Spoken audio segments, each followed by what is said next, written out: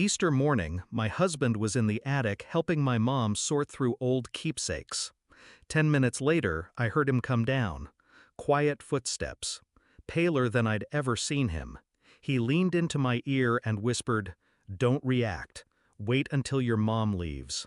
I nodded, because I've learned how to bury emotion. I've had practice. When I was 12, I found a shoebox under my bed labeled junk. Inside, baby pictures, my brother's first steps, my first day of kindergarten, and a letter. A rejection letter from a private school I never knew I applied to, with my name on it. Denied for lack of documentation. I had asked my mom once why I never got into that school like my cousins. She said, "They just didn't accept you, sweetie. Some kids aren't cut out for it." Turns out, she never sent in the full application. She forgot. Then lied. That was the first time I understood who she really was. My husband and I were visiting for the holiday. Mom was playing host. Dad was doing his usual, pretending not to hear anything inconvenient. She asked if we could help clean out the attic. "Make room," she said. "We've got too many old things up there." That was the first irony of the day. When she finally went to the store to pick up last-minute deviled eggs, I followed my husband up the ladder. He pointed to a large blue storage bin. No label. Inside, documents, folders, photos, and under a false bottom, cash. Tens of thousands in thick bands, wrapped in elastic, crisp. Next to it, copies of checks I had written over the years, loaning them money for emergencies, credit card bills I helped pay, and the trust. A trust fund, in my name, opened by my late grandfather. I'd always been told he never left anything behind, but it was there, real, uncashed, frozen, hidden from me for over 15 years. My mother had been collecting the interest. I didn't cry, didn't scream. I took pictures, every document, every check, every envelope.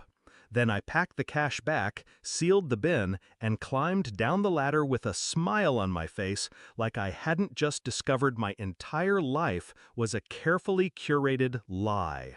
That night, after dinner, I told them I was heading out early the next morning. "We've got work," I said. Mom kissed my cheek. Dad barely looked up. And I drove away, calm, calculated. By Monday, I was in front of a lawyer. The trust was legally mine, still active, untouched. What my parents had done? Financial fraud, embezzlement, forgery. We didn't press criminal charges yet. We gave them a choice. By Friday, my parents were calling every hour, panicked voicemails, Mom sobbing. I didn't steal it, I was just holding it. Dad's voice shaking, "Don't ruin us, we'll make it right." They knew what I had, and what I could do with it. I didn't want revenge that would land them in prison. That would have been too easy. I wanted them alive when they lost everything they built on top of my stolen future. I froze their joint account. The money I'd sent over the years for family needs, we clawed it back, with interest. My brother, the golden child, called to ask what was happening. I sent him PDFs of everything. He hasn't spoken to them since. I transferred the trust, moved the funds, started a scholarship, under my name, for girls from families like mine, who deserved a chance. 3 weeks later, my husband and I stopped by unannounced. The house looked dimmer, smaller. They invited us in. Desperate smiles. Hollow words. I handed my mother a sealed envelope. Same shade of blue as the bin she'd hidden my life in. She opened it. Inside, a photo of the money, a printout of the trust details, and a note. 7 words. "You hid me once. I found myself." They sat in silence. My mom's hand trembled. Dad stared like he was underwater. I stood. And before I left, I turned to them and said, "You buried me in your attic.